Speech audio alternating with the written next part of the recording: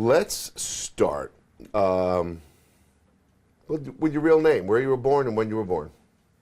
Lawrence Wendell Foale, born in Buffalo, New York, June 2nd, 1958. 1958. Correct. Tell me about being Larry Foale, born in Williamsville back in 1958. What was it like growing up in Buffalo? Wow, I've just wonderful memories, Scott, of growing up here in Buffalo, and very just had a great childhood. Did the Chris? Now that I'm back in Buffalo, I'm like and seeing it like new eyes. But my childhood, I remember, of course, Niagara Falls, Crystal Beach. I don't want to get ahead here, but I just recently I'm starting to revisit all those, and it's reminding me what a great childhood I had growing up in. The people. I've been in the South for the past 30 years, in Atlanta and Charlotte, and they're great people, and I love it down there. But now that I'm back in Buffalo, I really feel like I'm home again, and just the way people are just straightforward, and they're the city of good neighbors. It's just when I got here, I can feel how wonderful it is to have been raised here. I have a great appreciation for it coming back, and it's kind of seeing it with new eyes, fresh eyes. The community aspect. Yeah, it's incredible. If there's I love what you guys do on Channel 2, and I see a fundraiser, and everybody seems to just jump on board, and any of the holiday gift giving fundraisers. It's Buffalo people are great. I feel like I'm back to my roots again. That's great. Now, Lex, you were always, when you were a young kid, you obviously had to have been an athletic child. Tell me about getting involved in sports in your early years and getting involved in football and all of that. Tell me about that. My family was very musically grounded. My dad was a concert level pianist. My mom's dad was in the Buffalo Philharmonic Orchestra my mom's in the background here, but over 3 to 4 decades. He played like 12 instruments in the Buffalo Philharmonic Orchestra. So that was my background. And my parents kept me grounded that I had to do one musical endeavor because I love sports. I found out I went to Sweet Home Elementary, and I ran they timed me in I think it was the 50-yard dash back then, and they used to do that President Console physical fitness. I was like off the charts and all that. I didn't even know I always loved to run and jump, but I had no idea I had that kind of athletic ability. So my parents didn't understand it. I didn't, but after that I was hooked. I wanted to first be in the Olympics. I thought I was going to be an Olympic athlete in elementary and middle school. Then I fell in love with basketball, which was my favorite sport in high school. But it became evident when I started lifting weights in high school that I developed into a football player. So the coaches and everybody kind of said, I know you love basketball, but football's your sport. And it turned out to be, of course. So you played football for Orchard Park? Mm-hmm. And then I went on to play college and professional. So my total career, high school, college, I didn't play high school football for the 9th grade.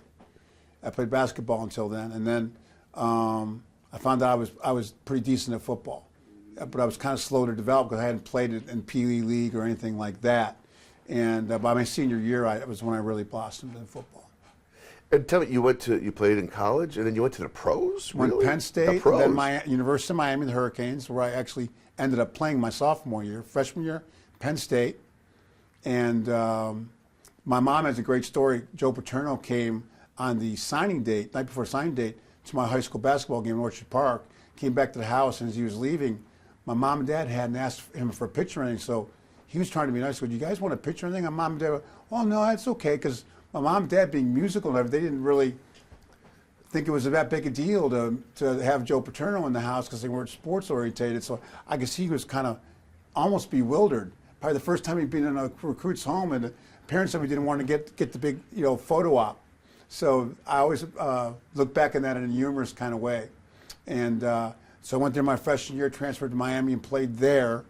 And then I went pro early after my sophomore year. You went pro. I believe you played on the same team as Jim Kelly or something like that, or no? In college I played with Jim, and he had just come down there at Miami, and then I played against him. And actually in the United States Football League, he went to Houston.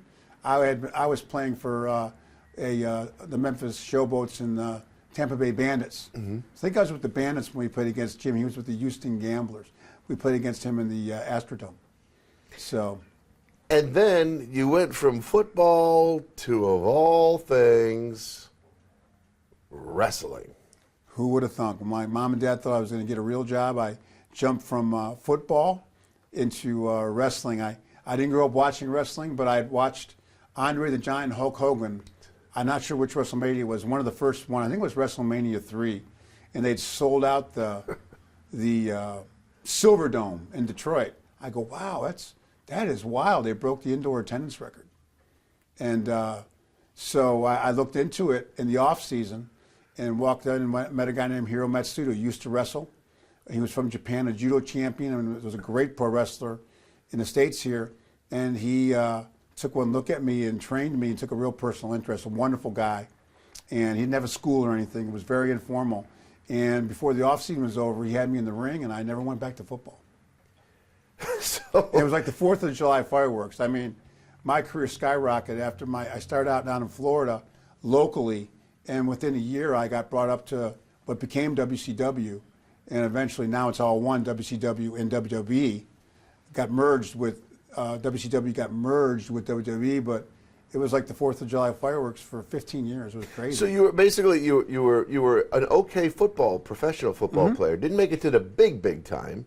Well, I played 3 leagues, CFL early, because my class hadn't graduated yet. And then I played in the NFL with Green Bay, and then went to the USFL. They owned my college rights. That league became pretty big.